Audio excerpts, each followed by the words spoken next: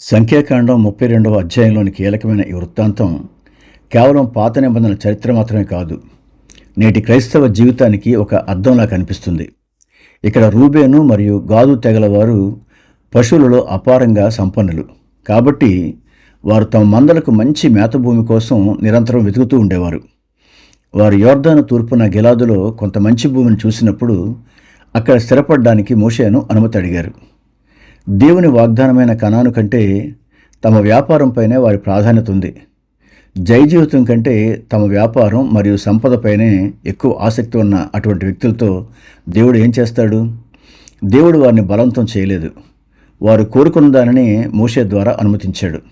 అయితే చరిత్రను గమనిస్తే శత్రువుల దాడులకు యోర్దాను తూర్పున ఉన్న ఈ గోత్రాలే మొదటిగా గురయ్యాయి.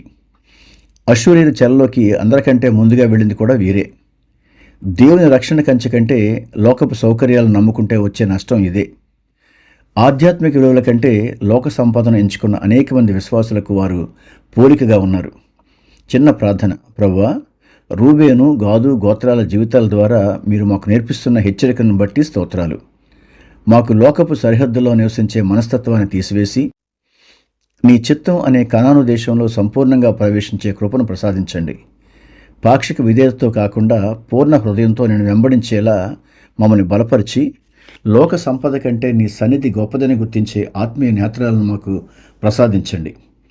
శత్రువుల దాడులకు చిక్కకుండా నీ రక్షణ కంచెలు మేము ఎల్లప్పుడూ సురక్షితంగా ఉండినట్లు మమ్మల్ని నడిపించండి. మా ప్రభు అయిన యేసుక్రీస్తు నామంలో అడుగుచున్నాం తండ్రి, ఆమెన్. దేవుడు మిమ్మల్ని దీవించునుగాక.